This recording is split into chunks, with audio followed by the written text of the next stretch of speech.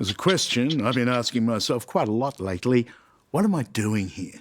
Sure, I like the job, always have, but I can't believe I'm nudging 70. Shouldn't I have handed in my pencil and typewriter when I hit 65? Shouldn't I be enjoying my twilight years, fishing and being irritated by my beautiful grandchildren? I don't want to be the bearer of bad news, but if, like me, you've been dreaming of retirement, then it's time to wake up, because it seems retirement is a word we can no longer afford to speak. All right. Excellent. Is that all right? That was great, Charlie. Well done. Thanks, mate. Actually, you might find it a little depressing, because there are 3.5 million of us in Australia, you and me, over the age of 60, with no prospect, or very little prospect, of ever retiring. Really, it seems that the dreams we might ever have had of putting up our feet might be just that, dreams. What do you think is the future of retirement? What do you realistically think we're going to do? I don't think there'll be a concept of retirement. Retirement is a word from another age. Way back in the 1990s, I wasn't even thinking about retirement when the nation's treasurer, Peter Costello, told us it wasn't an option. And today, that advice hasn't changed. Peter Costello is now my boss at Channel 9, and I'm, well, a bit older. Look, I'm of retiring age. You're the chairman. When can I go? When should I go? You ought to keep going until you drop. Work till you drop. Yes, it's all coming back to me. That famous or infamous Costelloism. Work till you drop. It wasn't my best vote-getting line. No. But it was true. I think there are people that thought at 65, 67, 70, they might have enough to retire on, but they won't. And it's been a very testing investment climate. And I'd say to retirees now, better take a big interest in this, because investment returns are going to be really challenged in the years ahead. You like my groovy music? Retirement as a concept has been retired, replaced by the less pleasant work till you drop, as Ingrid Pitch is discovering. I know, it's a killer. The 72-year-old personal trainer is sprightly and charming. And again. She'd rather have her feet up, Is it hurting you? but she's incredibly upbeat about her working lot in life. When are you going to start ageing? What's that? You love your job, don't you? I do. And you know what is really, that gives me a real kick is when you have the ability to help somebody. But I don't consider this work. So chicken and the egg argument, I mean, are you so terrific because you're still working, or are you still working because you're so terrific? Both. She modestly answered. I think it's a combination. I'm just one of those people. I'm out there. I'm energy. And that's the only way I can function. Ingrid is fit as a fiddle and vivacious. I could have talked to her all day, but she had work to do. Gotcha. And another one. She also has a love job. By the legs. Babysitting her grandchildren, 3-year-old twins Sienna and Joshua. Oh, I can get all the way to the top. And here's another reason there's no such thing as retirement. Around 900,000 Australian kids are being cared for by their grandparents. And another one. So even if you do manage to retire, the unpaid work carries on. Looking on the bright side, it means Ingrid is probably Melbourne's fittest grandma, working in both paid and unpaid work until she drops. We used to have 5 taxpayers for every person in retirement. Yeah. Soon it's going to be 2. And we just can't carry that. More people in retirement on pensions, less people in the workforce paying tax. Yeah. The equation doesn't add up. It can't be done. How's that? Peter Costello provides a social and economic argument for a later, much later, or never retirement. When the age pension was introduced in Australia, and we set the retirement age at 65, life expectancy was 55. That is, we expected everyone to die, on average, before they got the pension, right? Now, of course, at 65, you want to go on the pension, your life expectancy is another 22 years. Yep. It's a very different world. A different world indeed, Mr. Treasurer. Today, the most common age for a living Australian is 66. From next year, they'll have to be that age, 66, to qualify for the age pension. But an even bigger worry for oldies already facing high housing costs and very low interest rates in their life savings is a lack of superannuation. The average super balance of an Aussie reaching retirement age is hovering at around $155,000. So nice and slow. So many Australians, like Ingrid, have no choice but to follow Costello's keep working advice. Nice and slow. Slow on the way down and... Now, you love it, but let's face it, you need the money. Absolutely.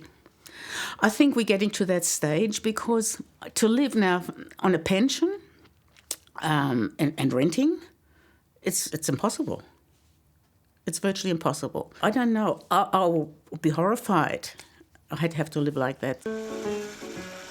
But in the industrial heartland of Melbourne, I find Bob Lord the exception to the rule. 30 years older than me, he wants to keep working until he drops.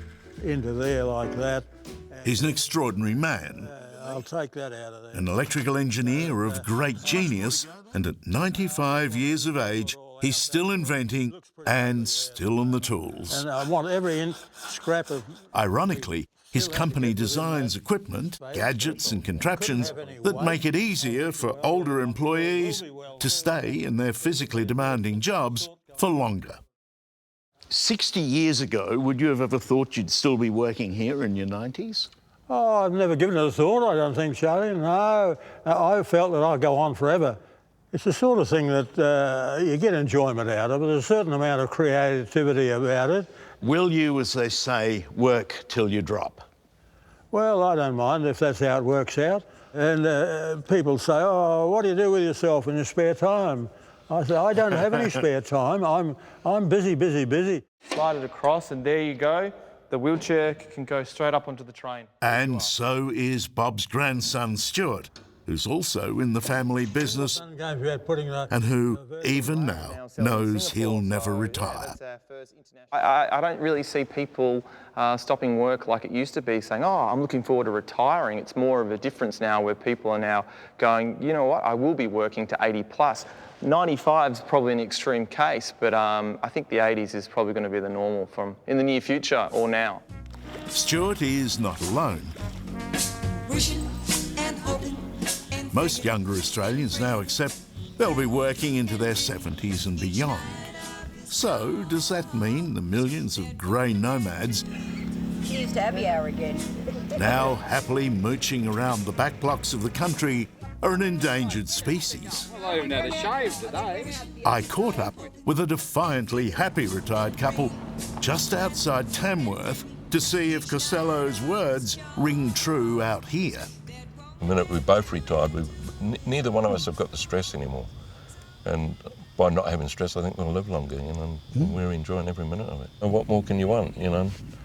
Life's too short. The skywalk. Nyree Payne once had a high-powered job as an international machinery salesman.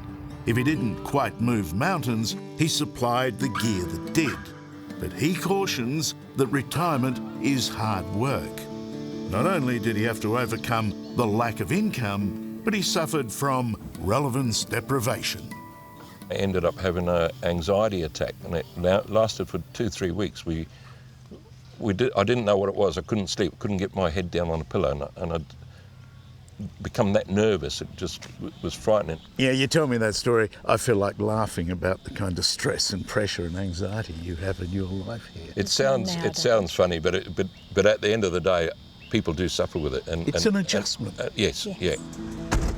But for Roy's wife, Nyree, after 49 years of boring work as a bank teller and a toll collector, with long commutes and endless balance sheets, she was more than happy to give it all away. What's life like now? It's fabulous. We're on the road probably a good 6 months of the year.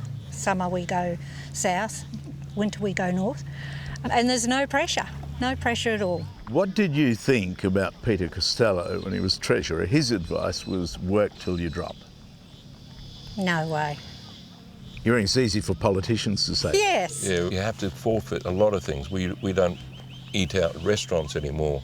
We don't buy posh bottles of wine or beer. We always look for something that's on discount. So you know, I can see you guys are doing it really tough. we're doing it tough, but we're doing it in style. Come by ship, well, it's all the same to me. We're doing great big oil and good prices. While out Tamworth Way, I stopped in to see an old friend, the ever-popular 72-year-old John Williamson. Thank you. You having a good time, Tamworth? He's still the voice of Australian country music and of enduring performance. You know, I've been thinking about retiring, but you keep turning up. How can I give it away when I see all those fantastic faces? His voice and his humour, as always, are dry as an outback creek. On toast. And so long as it's fun, why wouldn't he remain working for as long as the song is still in him? You're sending people away happy, sending them feeling proud of Australia, proud of themselves. It's a great job. It's my hobby and I'm still making a living out of it. So I think the big key thing to retiring is you've got to have something to get you out of bed in the morning, and if you haven't got that, you're buggered.